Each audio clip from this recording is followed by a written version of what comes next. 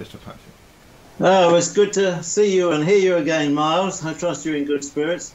Yes, well, there's been lots happening coming out of Japan, which is what I principally wanted to talk about today. It's a warning, a very serious warning to all of your good listeners and viewers there.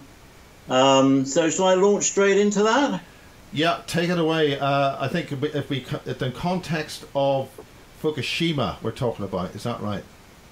Yeah, initially, what I contacted you over, and you were very kind to oblige in offering me this bit of airtime, is that, as you know, on the 11th of March 2011, the Fukushima Daiichi TEPCO plant there was hit by the massive tsunami, which took out the cooling systems for the reactors 1 to 4, and they melted down. They actually did melt down in 3 days. We know now that they not only melted down, but they melted through the containment vessel. So a lot of the early optimism that came out of TEPCO and the Japanese about controlling the situation was not well-founded at all. They were struggling. In fact, they had about 200 technicians who fortunately had been on site when the accident happened, and they managed to do whatever they could. But they were doing what we call triage. In other words, they were dealing with crisis management from the very, very first moment of the earthquake and the tsunami. So I don't want to be overcritical of the Japanese, except that I would say that they have been offered from both the American manufacturers of those reactors and from the Americans and from various other people all kinds of assistance, which they haven't really taken up much on, because in Japan it's a tremendous loss of face if you accept outside help, even when it's a purely natural disaster. And here we are in 2017, July 30th of 2017, and the situation has got worse and worse over the last few years, with lots of misinformation coming out of Japan, a lot of cover-up, and we're dealing now with a situation which extends many, many thousands of miles beyond the Japanese mainland. The problem that they had initially was they lost cooling, and nuclear reactors, I made a film on nuclear reactors a long time ago for the education service in the United Kingdom. They need constant cooling. You cannot cool them. They don't shut down. When you shut down a reactor, they only go on to kind of tick over, which is still very hot. And once the cooling is withdrawn, by virtue of that they lost the pumps, they lost electric power, they had no outside provision to bring in either fresh water or electric power to the site, only for a very short period of time. The reactors overheated, and the fuel rods in the reactor cores melted. It melted and became so hot that it burnt through the base of the reactor containment vessels. Those are the steel vessels that contain, and then went through down to the concrete of the containment building, which was not very strong to start with, and then continued to burn its way through the concrete down into the area underneath and in the foundations, all within that area. At various times... Peter, just to interrupt on this, one of the most crucial things that the public must understand is this concept of spent nuclear fuel. This is important for them to understand what you're about to say. Basically, the spent nuclear fuel rods are actually more dangerous and more toxic than the actual fuel they put in. So it's not as if it's like a battery. There's no more volts left in it. There's nothing really happening. But with nuclear fuel, when that goes wrong, when the spent rods go wrong, there are more toxic radiation elements released. It's worse than just the nuclear fuel itself. That's a concept I think we've got to understand why this is so serious. Yes, what you're pointing out correctly, Miles, is that when you load the new fuel into reactors, it's uranium. And as it goes on through its life, it produces daughter products, including plutonium. and those are more toxic and more dangerous to humankind and biological life in general anyway. So you're perfectly correct in saying that as the fuel rods become more aged, they in fact become more tricky to deal with. That's why they changed them out, of course, and that's how we produce plutonium in very small quantities for bomb making, if that's their purpose, or fast reactors, although we don't do fast reactors much these days. Anyway, cutting to the chase. What happened was that they first of all tried to store, have been storing a lot of this wastewater, and the wastewater was seawater, which they had a ready supply of being right next to the ocean, which unfortunately is extremely corrosive, especially in a warm form, to all of the stainless steel pipes and machinery of the plant.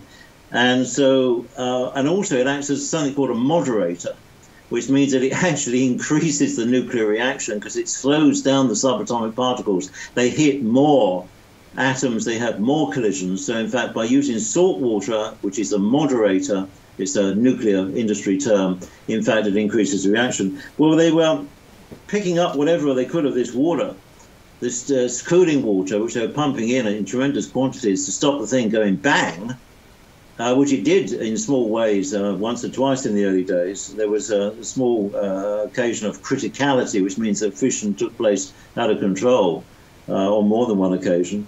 And they store them in these huge tanks, which are about 30 feet high, and they've got at least 580 of these tanks on the site, which they started putting in as soon as possible to store this water. But of course, they couldn't store it all. So a lot of it is being allowed to get into the Pacific Ocean anyway, at the rate of at least 300 metric tons, perhaps 450 metric tons per day, just being draining in every single day into the Pacific. Well, now the reason why I'm making this announcement or reiteration of information which has come from the Japanese themselves is that as of the middle of June, and has already commenced, they are basically stating that they cannot any further hold the 777,000 tons, and that's their figure.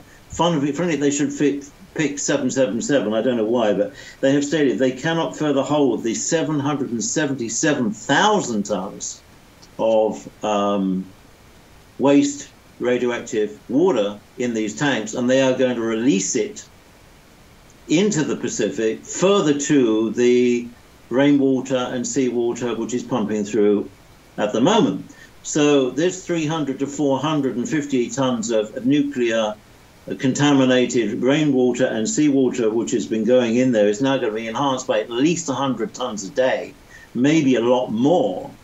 Because if it was 100 tons a day, it would take them 20 years.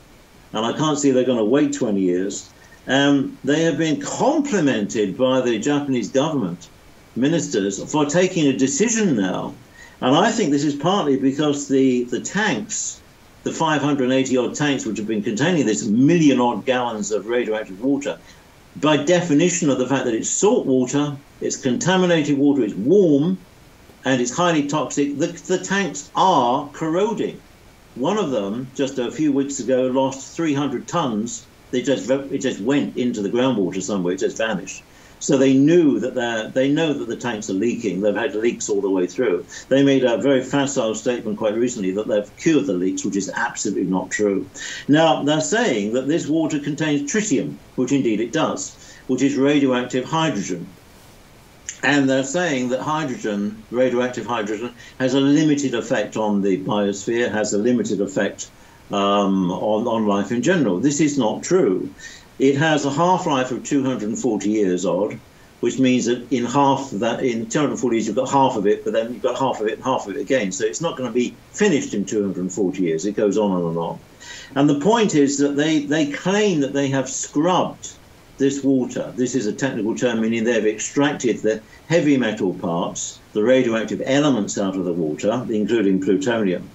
And it's a fact that over the years, since 2011, when they've installed this scrubbing mechanism in a number of different locations on site, that it invariably does break down and it gets clogged up and it's not very efficient. So in these tanks of 580 odd, over 1 million gallons, 777,000 tons of wastewater, we know that there must be radioactive nucleoids, there must be plutonium, there must be cesium-137, cesium-134.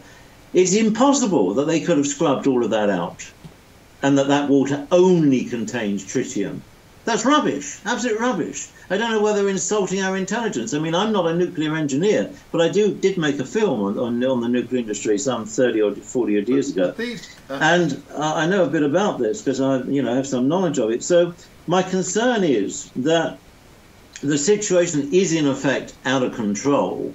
They are having to release this water because they haven't any choice. They don't want the release of the water by leakage on site, because the site itself, which is already radioactive, will become even more contaminated. So they're electing to drop it into the Pacific Ocean. They say at 100 tons a day extra to the 450. I think it's going to be a lot more. And the point is that the time that it takes the ocean currents to take that enhanced radioactivity over to the North American coast, both Canada and the USA, is no more than 18 months. But that material, that radioactive material, is picked up by the plankton, the sea life. The smallest sea life was eaten by shrimps, by small sea creatures, which is eaten by smaller fish, which are eaten by bigger fish, which are eaten by tuna. They migrate. Salmon, tuna, they migrate. They can be over off the California, Oregon, Alaska, Canadian, Vancouver coast within a matter of weeks. And we know from sampling that the Northeast Pacific is already highly contaminated.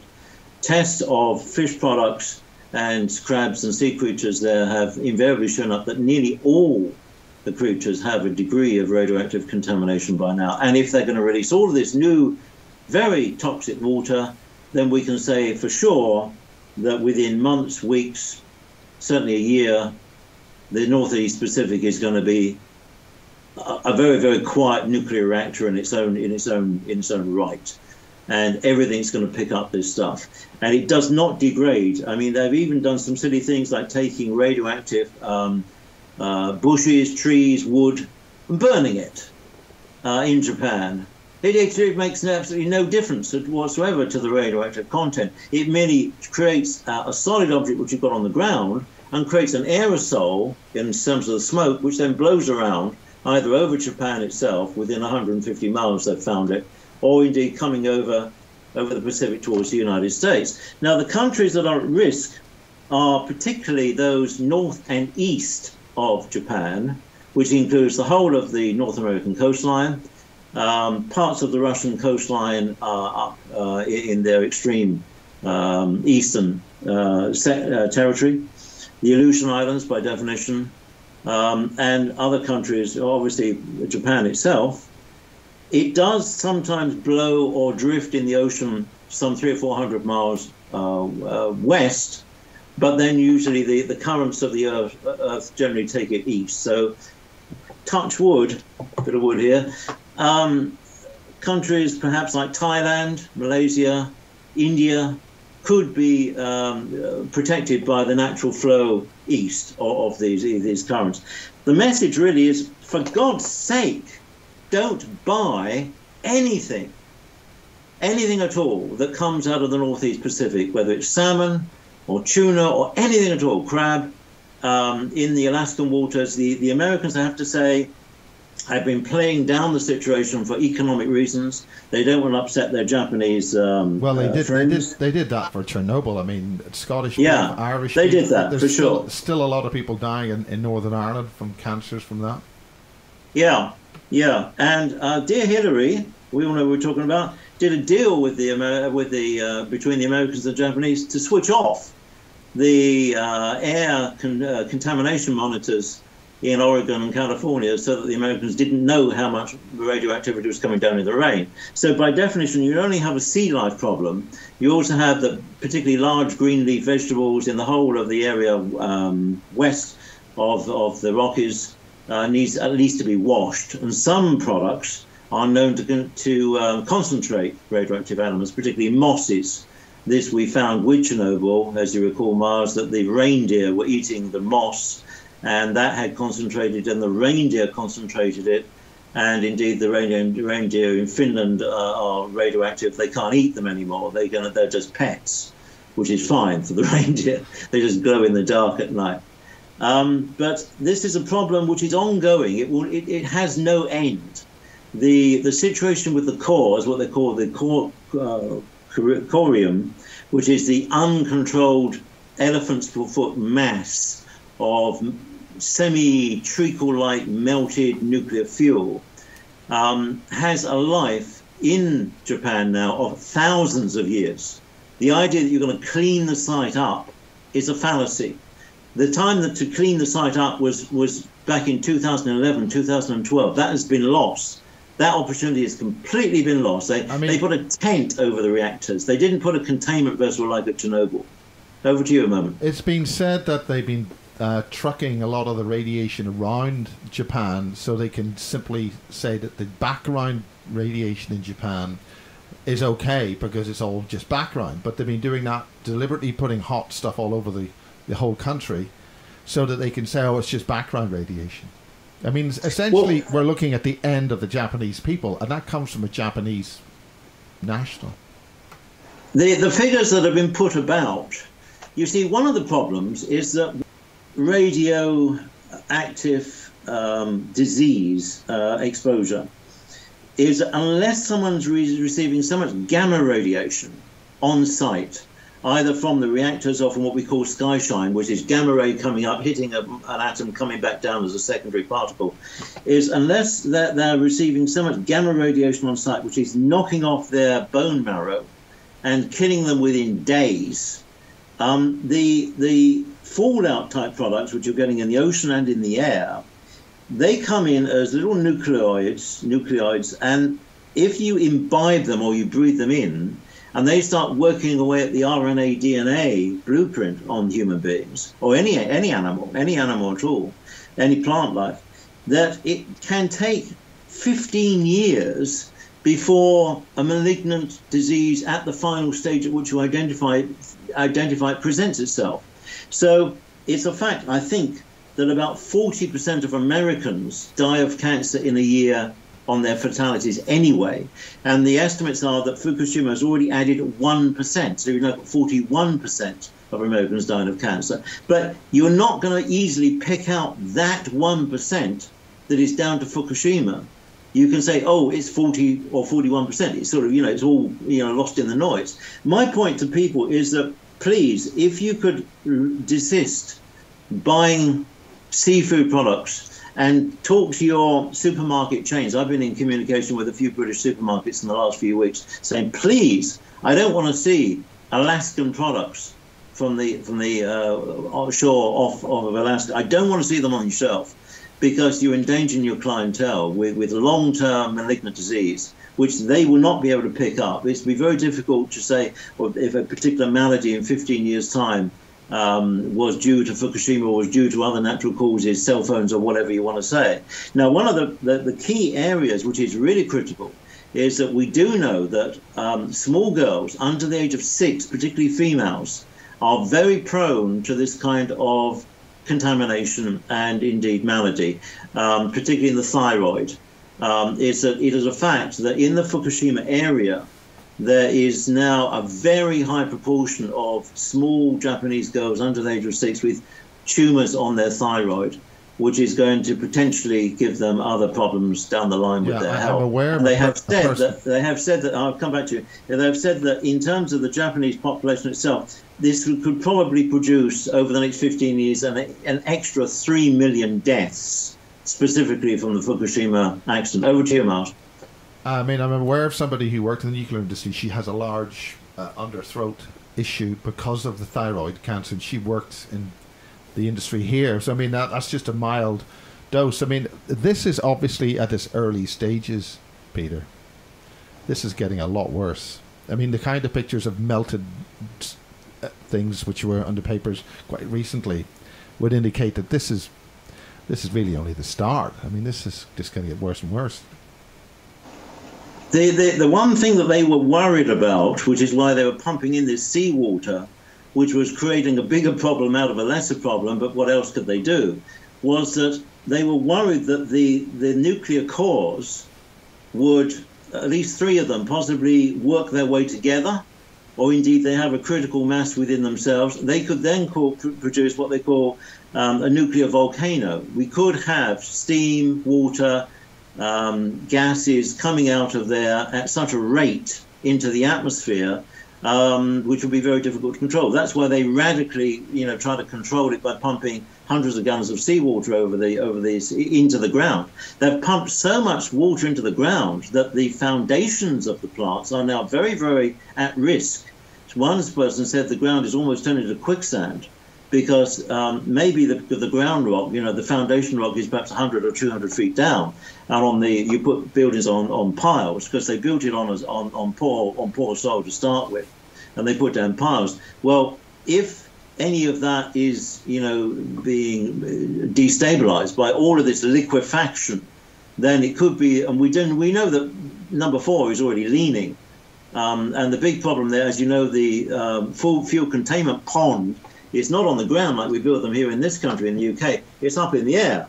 And if that toppled, then that would produce a nuclear fire. Now, there is evidence that they had a fire, another fire, some 3 to 4 weeks ago. People saw smoke on local camps. And, again, an indication that perhaps some of the zirconian rods did, in fact, catch, because they will catch in air. If you don't water cool them, they will catch fire. And then you've got aerosol. The construction technology involved here, these really should be stuck in a nuclear submarine. If anything goes wrong with a nuclear submarine, it sinks. So this thing looks as if it's been designed to fail.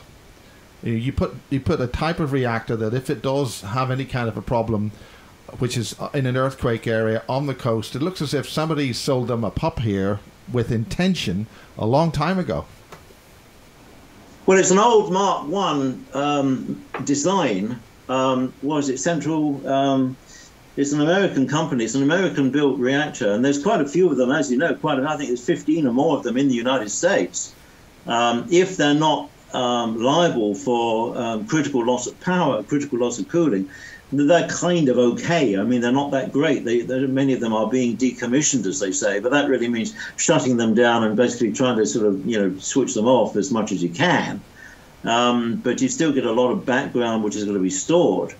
And people in the States are quite twitchy, legitimately twitchy about, small leakages that are coming out of 1 or 2 of those. Well, but this old Mark I reactor is not made anymore, but we've got this legacy of these damn things.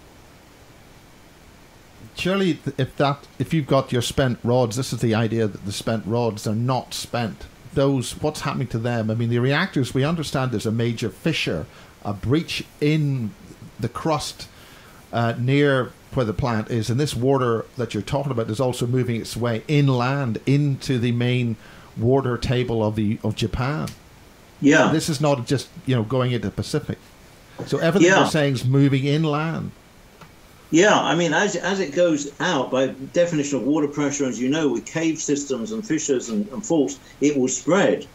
And, they're pumping cooling water. They can't do anything else, but they're pumping this seawater, cooling water into the foundations under where the reactors were, because they're not there anymore. They're just melted bits of metal.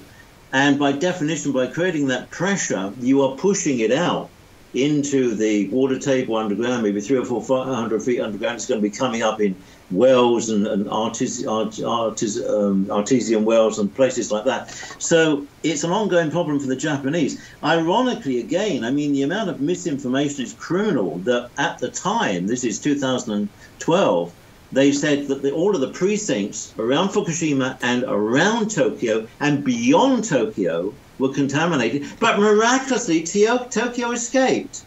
Oh, what a miracle! Oh, what a miracle! Tokyo didn't have a problem. But is this this background thing? Is this fake background thing? By dumping more radiation around the place, they can say, oh, it's just a little bit about background. Well, they keep upping, whenever they want to release more, they keep upping the so-called safety standard of what is acceptable. But there is no minimum acceptable level of nuclear contamination. Okay. Particularly with plutonium, which is extremely toxic. Over to you. what are these figures? What is our background? What does background mean? And what are the figures? What are the units? When somebody says they've got 0.04 or something and it's nano or microsilvers or Teslas or whatever it is, could you explain what the figures mean and what the units are, so people can understand, if they see some number somewhere, what does it actually mean to them? Well, and then also, the three different types of radiation, there's alpha, beta, and gamma. What does that mean to an ordinary person? Okay, very, very quick lesson. All radiation, whether it be ultraviolet when you're lying in the sunlight on your holiday or whatever, nuclear radiation, is accumulative by time. It's not that you receive a particular lump of it at this moment and that's it, although you would have to, if it was very huge, it would be that it, but it's accumulative over time. So, for instance, when I did my film on the nuclear industry, I was given a little badge which registered impacts of different particles in my top pocket, and then went and made me film, and then when I came back, they take the badge out and they read what you've been exposed to. And I'm only there a few hours, so my exposure would not be that great. Now, if you're working in the plant for a whole year, then you have an acceptable safety level of exposure for a worker in a nuclear plant for a whole year. And that's kind of considered the base level, which is okay. Mostly gamma, because your alpha and beta are mostly from nucleoids that you would take on board by imbibing them, by eating them or drinking them or breathing them in, which is far more dangerous. But even then, that is by time. So to give you a concept of the levels of radiation hazard of the water in those tanks that I've been referring to is between 100 to 1,000 times the accepted yearly annual dose of a normal human being. It's not just a few decimal points, it's huge. A lot of the units people get, a lot of the things which people are told are logarithmic. So what is that? What does that mean in terms of numbers of the units that they're seeing? Because there was a very good radiation scale published in the Daily Mail, and very informative, extremely interesting, and suddenly it was taken down because people might understand things. So how does that work in terms of numbers? I don't have the numbers right in front of me. I only have a concept of ratios, i.e. that as you are sitting there, from the cosmos, from the sun, from other galaxies, from gamma ray bursts, everyone is receiving a very small dose per annum of different kinds of radiation. And indeed, from the 2,000 or more nuclear tests which have been conducted in the past 70 odd years, we all have in our foodstuffs and a certain very small amount of background radioactive nucleoids which will be producing a degree of alpha and beta. Alpha and beta are two different kinds of particles with two different strengths. One of them won't even go through a sheet of paper. But if it's sitting next to a biological atom and it's knocking off chunks of the DNA equation, then it's creating a different kind of blueprint. And that is what produces a malignant cell, which then can possibly reproduce and give you a tumor, which is cells that are in the wrong place. That is what cancer is. Cancer is a very catch-all phrase. It's just cells that are growing in the wrong place, and they might be benign or they might be malignant, which means they're reproducing and sending off daughters to other parts of the body. But if it's in a simple thing like which can be surgically extracted, that's one thing. But if it's, say, on your liver or your heart or in an artery or somewhere which is really critical, then you're damaging a critical organ, and you're looking at earlier departing from this mortal coil than other people.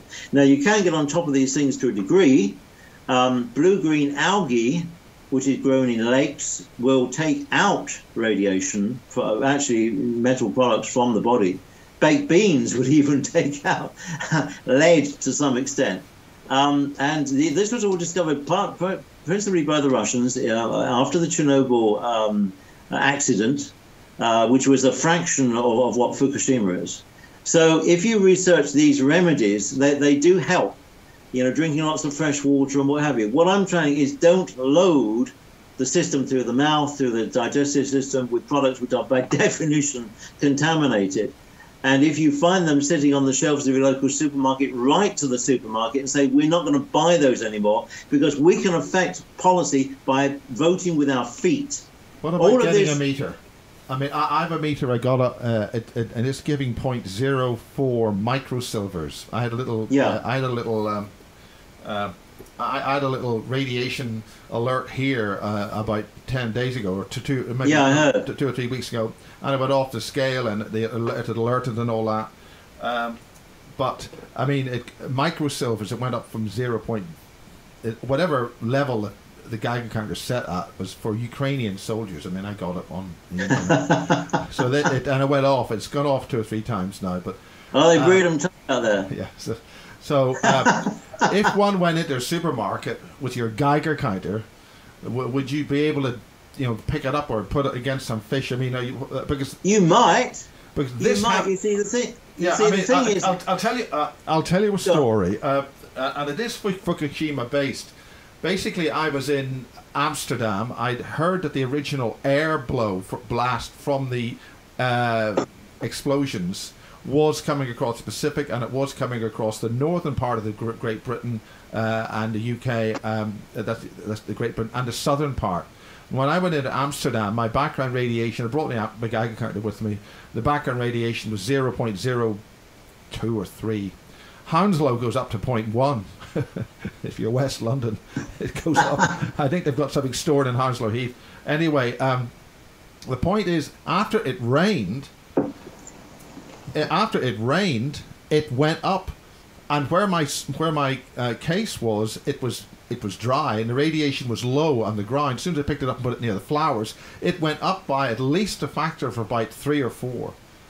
Went up into double figures. That's point double figures. So it went up to 0.04, up to 12 or 16 after it rained. So I mean, that's not quite a while ago. Most of the airborne comes over, but it's got to get over the rockets. It's got to get over the United States. It's up there, and then most of the airborne only comes down in rain. The rain brings it down. A raindrop coagulates around a particle of dust. The nuclear material is dust, very, very fine dust, particularly cesium-137. Peter, is that Planet X dust? We're all going to die from it. Planet X dust, we'll get into that in a minute, otherwise we'll get off on a tangent. That's mostly iron oxide type things, but we'll come back to that. Yeah, I have said that does bring down more rain, but I'm talking specifically about the rain that brings in nuclear radiation from Fukushima. And they have definitely found, as you found, that when it rains, the count goes rocketing up. And of course, if the rain then puddles into ponds, it concentrates, and it sits there. Now, as I say, certain plants concentrate it more, and in the body, certain organs tend to concentrate it more because it misidentifies it as either potassium or calcium. And it thinks that it's got to send it to the bone or to something else, but it's misidentified. It's misreading what the element is. Is that why we have to get radiation pills or seaweed? Is it what's the active element? You have to eat an awful lot of seaweed to load up the iodine. If you load up the iodine in the thyroid, it will not take on board any more iodine. That's why troops, when they're going to be exposed potentially to nuclear radiation, and they load up on these iodine tablets, not iodine as you get it in the bottle, not the dark brown stuff, that will kill you. But very slow, you can dilute that drastically, but there are actual tablets you can get. If you put it on your skin, if you put that stuff on your skin and it absorbs quickly, it means you're iodine deficient. If it sits there, it means you're not iodine deficient. Is that right? Is there any way of testing? I don't know. It's a very good theory. You could argue. But it is important you don't drink it, though. If you painted your neck with iodine and went around with an orange neck, would that absorb through to the thyroid gland? I doubt it, but it's an interesting idea. But is there a solution to this? I mean, does people rush down to the chemist and get seaweed, or do you have to sort of eat bale loads of the stuff? I think I worked out once in terms of eating seaweed that isn't itself contaminated. Well, of course, you would have to eat probably about 10 or 12 pounds of seaweed a day, every single day. So you can go online and you can find these. It's iodine tablets. You have to get the proper thing. You mustn't get the iodine solution, but that will load up the thyroid and keep it loaded with iodine. That protects against iodine 131, but it doesn't protect you against anything else.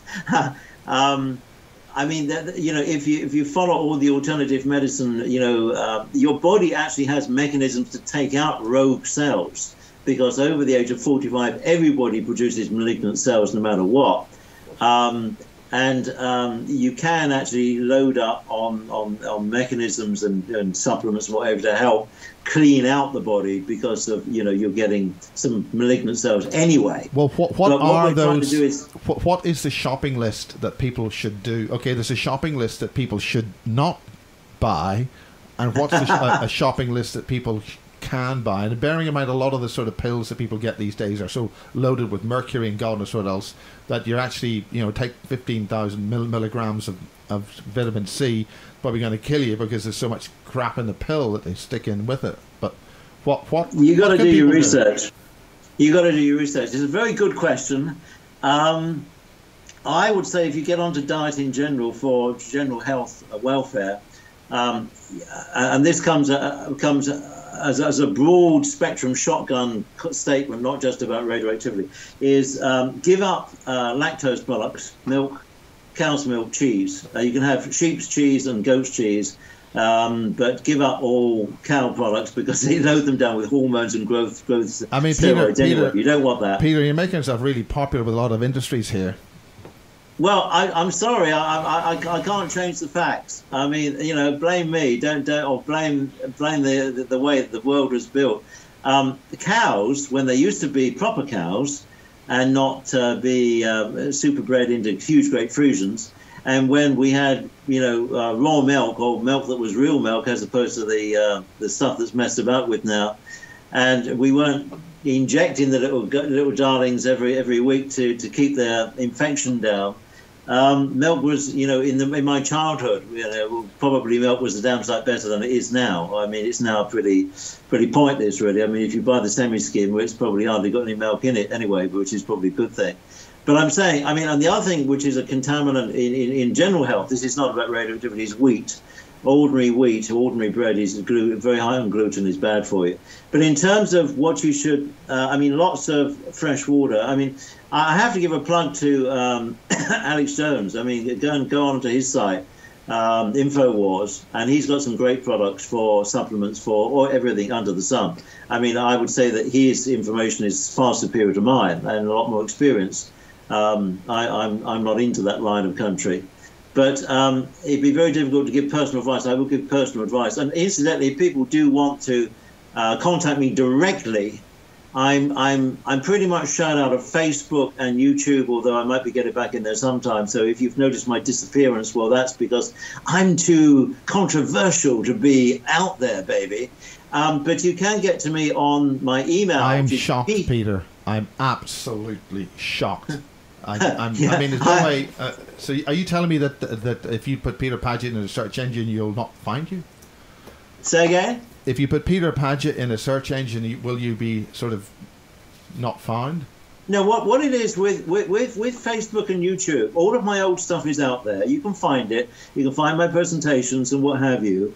But I can't access it anymore, and I can't respond to messages, and I can't give replies. So if you want to get to me, and I will reply, I reply to every single message. You can get to me on straightforward email, which is, I'm going to repeat this slowly, Peter Paget, Peter Paget, 2012, no spaces, no dots, at yahoo.co.uk. I'll say that again, all lowercase, Peter Paget, 2012, at yahoo.co.uk. I will respond to every single one, as I have for the last, God knows, 30 years. I will give whatever advice I can with the information that is given to me. I used to run alternative health clinics for a while, and I do have a lot of experience in that neck of the woods. But I can only give advice. I can't give silver bullet cures for anything. I actually got raided by the police for curing people of cancer for a while, and then they said you've made a lot of enemies, shut down, or they're going to throw you in jail. So it's a difficult decision to make. But I wasn't going to treat many people in jail, so we had to shut down. But there's a lot of stuff out there. And in the book here, the plug for the book, Secret Life of a Spook. Secret Life of a Spook. Secret Life of a Spook. Amazon. Get it direct from Amazon. Not a lot of money. Masses of information. I slip it in. In code. And you even include a friend of ours. I better not. No point saying that. Just being silly. So okay, from a practical point of view, okay, that's the bit about Fukushima, right? Right. Where do we go now? Well, I mentioned Planet X and I mentioned Antarctica, but you don't want to say anything about Antarctica. Well, no. I mean, I'll be blunt. I mean, I trawl the sources of information. I think the data on Antarctica, as we were saying in English, is as tight as a duck's arse. I mean, it's very difficult to find out anything. I mean, Buzz Aldrin made this wonderful, amazing short tweet, didn't he? No, but did he? Did he? I mean, do you think that was? I mean, there's been a lot of stuff about all that. I mean, do you think he did do that? Or I don't know. All I say that if you look at the profile, when I was in intelligence and we were doing profiling, what you do is you collect masses of data and you try to define the holes, the silhouettes, by the edges of the data that you've got. Do you follow me on that? Yeah. So, for example, if you stick behind me over here, right up here, I'll try and put my pen so there. See that little picture on the wall there? Yeah. That's a very old Victorian technique of a silhouette. It's not a portrait. It's a profile. It's a profile. And what you get in intelligence, and you can do the same with research, is you get all the bits around, and then you say, hang on, I've got a hole, and the hole looks like a square or a triangle or whatever you think it is. I'm using a metaphor. And you can do a lot of analysis by saying, hang on, now, if you take Antarctica as that hole, we've had religious leaders go down there. We have the Russians down there with transporting things from the Middle East, which was all a big mystery. We've had the Americans down there. We've had the senior people, and we've had undercover people going in. We've had all kinds of crazy stories about television crews, vanishing and then coming back and being flown out of there and all being zipped. Yeah, I mean, yes, yeah. So all I'm saying is, looking at it as that silhouette hole, none of that would be happening unless something very serious was going on. But we don't know definitively what that is. And we have the black goo from Thule Island, and we've got the Nephilim, and we've got blue ice, a strange kind of blue ice, and we've got the Nazis. We've got to get the Nazis in there somehow. They had better uniforms. He didn't die in the bunker. We all know that. He didn't die in the bunker. No, neither did Ava Braun. Yeah, he had lots of children and they all came to Ireland. Did they? Well, apparently so. Bit of fun there, but is there anything else you want to say in this sort of fast blast update? Well, I mean, how much more time have we got? We got all the time in the world. We all the time in the world, all the time. Well, that's about another 4.5 years, isn't it?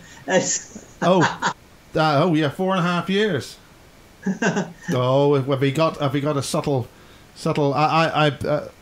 What we have, let's just cover a few basic things, is again, if you take the silhouette information on, quote, Object X, let's not call it Planet X, because there's Nemesis and all of the other names they give them. And what you've got is a system. That John Lear's talking about, he's just done another update with Kerry Cassidy, and I've talked to John Lear.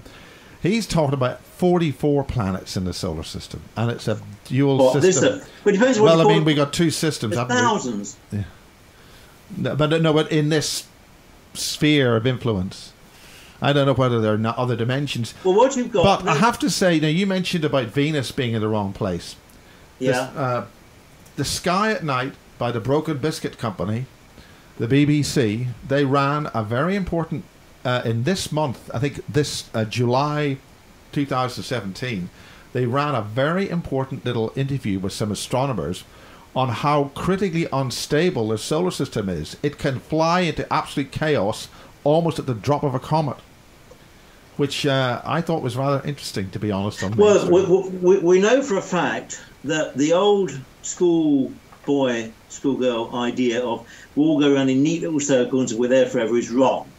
And we know that everything changes, that the orbit of the Earth is an ellipse anyway. The orbit of the moon is an ellipse. That's why you get supermoons when it comes closer. And therefore, everything changes in terms of the amount of solar radiation and many other factors, magnetic factors, which affects weather, affects seismic activity, blah, blah, blah, blah. Now, what we know, or what we think we know, is that if you look at all the disturbances of the major bodies, then the Russians did a lot of work on this in the last 15 years. There is definitively, and NASA will tell you this, there is definitively one or possibly two major objects which have caused things to change in their orbit a bit, and continue to do so, which we have not officially identified. Although there are some photographs which are blanked out, and the famous thing with the wings, and all of that. So what you've got is potentially a system, the binary system, the other object, the other solar object, with its planets and the moons and the dust field is definitely there. And there's a lot of argument as to what is where, what's on the other side of the sun, what's out towards Jupiter, what's between Jupiter and Mars. And the argument is because, and the confusion is because they're talking about different objects. So someone's saying, well, I've seen it over there, well, I've seen it there. Because, yes, they might have seen all of these things. And the thing that is critical at the moment, when I say critical, is like interesting, is the sun has been quiet for a very long time, solar minimum. It also doesn't seem to be setting at the right place. Yeah, I'll come to that in a minute. All right, the Eskimos noted that. Is just the other week, as the big sunspot, which is now on the backside of the sun from us here, blew off a couple of huge explosions, I mean massive explosions, X-flares at least, with a huge CME, coronal mass emission. And that's coming round, and this is critical, this is an interesting heads up, is that this is coming round the limb on about the 2nd of August, imminently. It will then be on face to us directly on the 6th of August, which in fact is like the weekend, 5th and 6th, Saturday, Sunday. And if something doesn't blow big, seismically, in this window of time and maybe for a few days after, so I'm giving a heads up for the next 10 days, 2 weeks, there's going to be likely a big seismic event because this material coming in will cause stress in the plates, cause things to move, and you might find all kinds of, more than just the background of the 4.5s, the 5.2s, you might see one or two really, really big quakes. So does that because if you're near a fault zone, like take a holiday. Is this because the material gets sucked in by the north and south poles, and then it goes in and disturbs the so-called Earth's core, and it all belches a bit? Well, there's all kinds of, or the black hole, the black hole in the center of our toroidal planet, which is with the. I'm a great believer in what I call the electric universe. Yeah. And there's lots of, you should research the electric universe, you people out there, because that explains how the sun and how the cosmos works, not this big nuclear, big nuclear thing in the sky. Look, here's my own UFO. Look at that. It's also what Colonel. It's also. Here already. Oh, I missed that. I cut away. Sorry. There, alien spacecraft landing. Oh God Almighty. But Colonel Ed Ames says Dr. Doom is forecast this electric universe type particles of stuff coming close, big ones, and then it all starts. He calls the. What we're saying is that I don't do doom and gloom. I do warning. I mean, I grew up by the ocean. I saw ships sink. I saw people die. I know that most of that was human stupidity. You cannot prevent people from being stupid. Even if you go and bash them over the head, they will still be stupid. Yeah. I'm trying to give fair warning, is that, if you're living on the San Andreas Fault or the New Madrid Fault, take a holiday for 2 weeks, please. I've got friends in Palm Springs. Maybe they need to take a holiday. But what I'm saying is, what the indications are, is what we know is that the sun is modified in its electric profile, sunspots, CMEs, emissions, what have you, by the proximity of objects coming in, CMEs, solar torpedoes, even that strange thing that was parked just off the rim of the sun the other day. If you go on BP Earthwatch, he's got a piece on that. Are you referring to some kind of craft?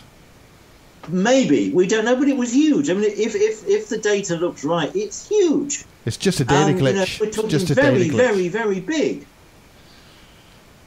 What are you calling big? The size of the moon? Half the size of the moon? I honestly don't know, because we don't know the distance. If you don't know the distance, you don't have a triangulation.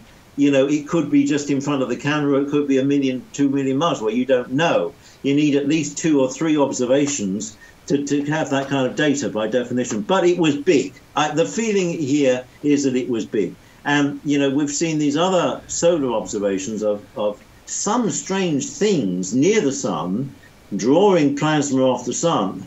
Now, whether they were natural vortexian type situations or whether this was a craft, a trick of light and shadow. Enormous. So again, a trick of light and shadow. Light and shadow. Yeah, it's a difficult field. Just swamp gas. That's what swamp gas. Swamp gas on the sun. It's got to be the answer. They have a coronal thing. It's coronal swamp gas. Well, I'll have to give that to Nick Pope. I'm sure he'll use it. A good heads up, which, as you know, coming up in the United States is on the 21st of August, a total solar eclipse goes right across the United States from the west coast to the east coast. And certainly through that period, if there's anything out there that's near the sun, we should be able to see it, shouldn't we? They cannot, with whatever chemtrails or whatever, or blanking out, they cannot blind 240 million Americans from looking at that and saying, what the F is that? I mean, there's the possibility that things could be seen. Who knows? Peter Paget, you mentioned chemtrails. I didn't think they're just ordinary vapor trails from aircraft. There's nothing mysterious going on here. Move along. Most of them that are identified, because I live near major airports, yes, I have no problem with what you've just said. But we do know that weather modification in the United States by seeding, which is using vapors or crystals, has been done, does continue, and can be quite an effective weather modifier. Get the book back up. And so I don't think people should be paranoid about it. What about scalar weather engineering, HARP and all that stuff? Well, you know a bit about that. And as you know, for example, when I was at Birmingham University, we were doing work for CERN, and we used to analyze bubble chamber data. And what happens at CERN, in those days, it's all very out of date now, is they would bring a beam of highly charged particles into what is called a bubble chamber, which is a big square chamber at a certain kind of pressure, which had water vapor in it. And as the particle goes through, it produces a condensation trail, which you photograph, and that gives you the path of not only that particle, but what it collides with and the subatomic particles. And we were chasing something called mesons in those days. And what I'm pointing out is that radiation and electric effects do affect cloud, storms, all of this weather modification where you're trying to precipitate something or not. You're either trying to make it better or you're trying to make it worse. And the argument is that the Americans in particular, maybe the Russians as well, have experimented with both of those sciences, making it better, making it worse, weather warfare, but also trying to calm things down. It's not the science that is wrong, it's the people who decide the policy of how it's to be used. And, you know, our great and good leaders, which I'm sure we all admire for their wisdom. Yes, you should watch lots of television that believe everything the BBC tells you. The BBC, I mean, the whole of the media circus is no more than propaganda. I watch the news just to see what the latest propaganda is. I mean, most of the stories are what I call distractive. I mean, here we are today, starting off our piece, talking about Fukushima, talking about saving potentially people's lives by taking very simple precautionary measures. And we're asked over here, you know, or on YouTube news things, to be worried about what some model is doing or how somebody's baby bump is looking, or, you know, that the amount of trivia that is landed on the general public to keep them completely blindsided all the time is unbelievable. And I don't know why they put up with it. I mean, at least in CNN, with CNN in the States, people are leaving them by droves. and getting most of their information from the internet, which is where they should. Because again, you've got to use the edit chip. I mean, 99% of what you hear from anybody, including me, is probably bullshit. And I'm putting myself down because I want to make people realize you have to use your edit chip. You have to think. Don't just take it as, you know, as gospel.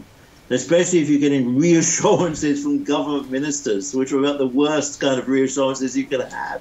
Yeah, especially just before you're about to resign. I mean, I certainly say do not believe anything I say on the basis. It's just information. It could be right or wrong. Don't believe it like a blind obedience to just whatever. But, I mean, you've said about the chemtrails. What you said at basis that a couple of years ago, 18, whatever it was, that Hillary Clinton wouldn't be around too long. What's the backstory on that? The backstory is that we know that Hillary was videoed at a number of times demonstrating medical acute problems. I mean, I won't detail them. We know that what they were, and then we know also they wheeled out a double, which was a very, very in-your-face scam. Which, you know, that didn't work either because she didn't have the right facial biometrics to be a Hillary. But there is a Mark II and a Mark III Hillary, which they wheel out when they want a stooge to say, hey, Hillary's okay today. But yes, she is still with us. I mean, there is a rumor, I don't have any inside data on this, there's rumor that both the Clintons have AIDS. I have no basis for knowing whether that is true or not. Certainly some of their misdemeanors over the decades, they might well have been exposed to a number of dodgy situations. What sort of misdemeanors are you referring to? Well, you're supposed to only libel or slander the dead, which I do in the book, by which I mentioned Edward Heath, Jimmy Savile. I mean, please. Yeah, I mean, there's Transformation of America with Cathy O'Brien. I think there's enough detail in there for people to get that. Are you familiar with that book, or do you want to comment? Well, you see, I've worked in America 3 times. I mean, I actually like America. I like Americans. Yeah, I like America. I like Americans. I'm not necessarily talking about what resides in the seats of power. I'm talking about the good, down-to-earth, genuine, lovely, generous people that I know them to be. But they are a little bit naive, they're a little bit gullible, and they tend to elect over the generations some very dodgy people. And those people then get got at by the power brokers who know how to use leverage and blackmail and sexual misdemeanors and paedophilia and all kinds of horrible things. Well, Peter, it certainly hasn't happened in the UK or Northern Ireland. I'm absolutely convinced of that.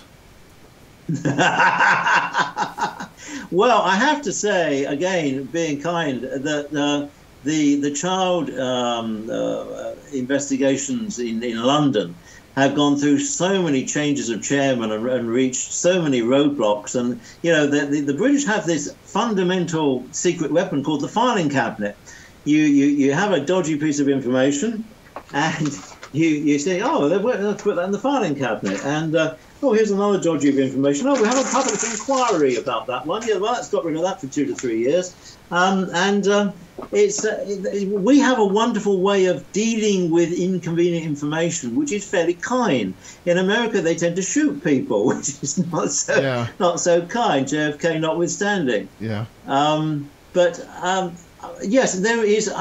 You know that I lobby on trying to bring the best out of things. The United States now, in the past year or two, is in a very delicate state of risk, where everybody, from a political, local interest, local community, lobbyist point of view, has got to stand up and fight for the future of the United States. I don't mean violently, I mean democratically. Because there's a huge bun fight. I've watched this bun fight go on for years behind closed doors, and now it's out in the open, and nobody's telling the truth. Nobody's presenting things in a very, very logical way. They reckon that the television IQ age of the American public is 11.4 years old, and they play them for that level of intelligence. They should basically all wake up and sharpen up, because there is really, they say, I don't know, that there is at the moment a quiet coup d'etat going on behind closed doors to get Trump out. I don't think that will succeed. I think it's a reality, but I don't think it will succeed. And I think that there are numerous things which will come about over the next 2 to 3 months that we will all be alarmed about and need to be positioned on and try to respond to constructively. Thank God, we live in this part of the world without having to deal with all of that. Europe's in serious trouble. Very serious financial trouble. When the British leave the EU in 2019 or whenever it is, they are not going to be able to balance their books. That's the way they're moaning about they want a divorce settlement, is because they're going to be short for a few bob. It will collapse, or it will collapse before then, before even we get Brexit. But anyway, I'm going off on a tangent now. Well, briefly, I think we'll probably close the hour with this. What about that tower that went up in London? It seems strange that a concrete metal structure should burn for a day and a half to 2 days at temperatures able to incinerate the human bones, which is, I don't know, 1800 degrees or whatever. Well, I mean, the figures that I've seen, for what it's worth, is that it got to about 1,000 degrees centigrade, and some of the materials there, even aluminium, will catch fire. As you know, on naval boats, an aluminium superstructure is always vulnerable if it gets hit by something like an Exocet missile. If you get it hot enough, it will burn. It would seem that over a lot of tower blocks, I've said some in the region of 80 tower blocks in the United Kingdom. Well, it helps if you got an inflammable material beside a source of oxygen, i.e. an air gap. Yeah, and with an air gap. And an air gap, and in a chimney structure. I mean, Michael, I'm not going to comment on this because there's a lot of investigations needed to be done, but I think Michael Shrimpton raised some very contentious points about which need to be looked at. They don't need to be kicked into the undergrowth, but equally the fire and safety needs to be completely looked at, because they have unquestionably put on a lot of these buildings under tested materials, which could be digging down to the secrets of this. I mean, is there a group of people who deliberately put such catastrophically disastrous material in place for certain reasons? And I name Fukushima, which was designed to fail. That the tower in Kensington was designed to fail and passed through all the various processes.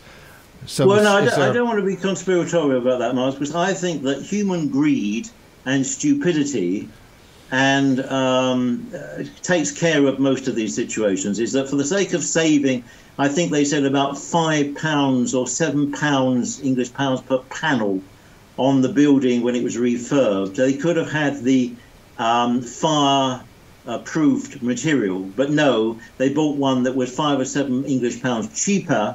Therefore, they built in a problem, and this problem is pandemic over the United Kingdom on a lot of these community social housing tower blocks, because the local authority or the housing association is under pressure to keep the costs down.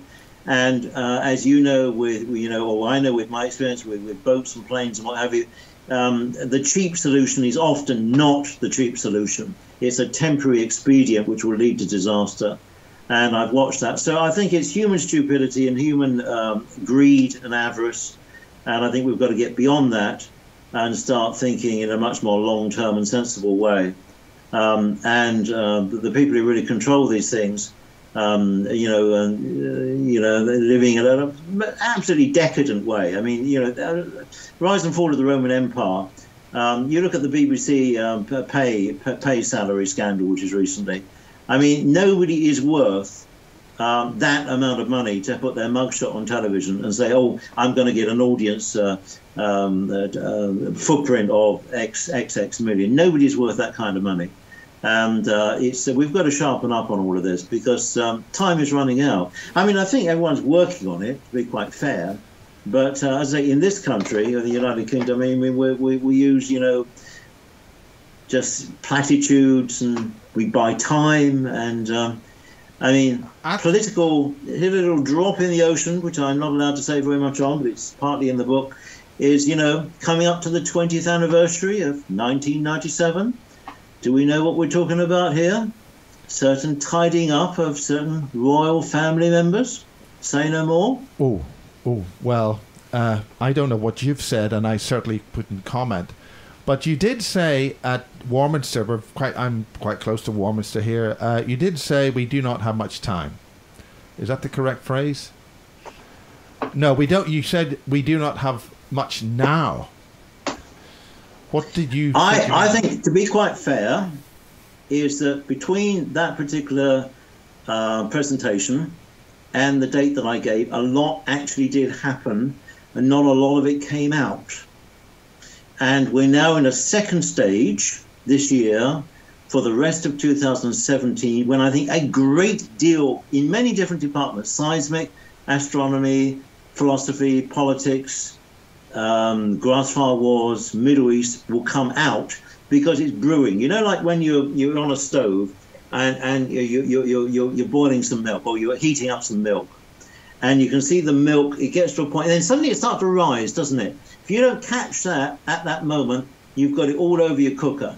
And I'm seeing that situation now. We've had the boil, we've got to the point of just boil, the air bubbles are beginning to sort of manufacture themselves there, the froth is rising, and I would say that by Christmas or by January of next year, 18, a lot will be being discussed between you and I, Miles, and various other people as, my God, we didn't see that coming, although we did see it coming. There's a lot of things getting critical. And, I try to hold those things. I try to produce continuity and continuation and sanity. But there's a lot of people prepared to blow them up the window for some covering up what they've done in the past, or some political gain because they can look good, or they can point something out, or there's some financial situations which they can't keep the lid on for very much longer. They're trying to kick the can down the road, and they can do it for a long time. But there will be some corrections and some adjustment. Say no more. Well, we look forward to corrections and adjustments, and will Rudolph the Red-Nosed Reindeer grow a little bit pinker this year?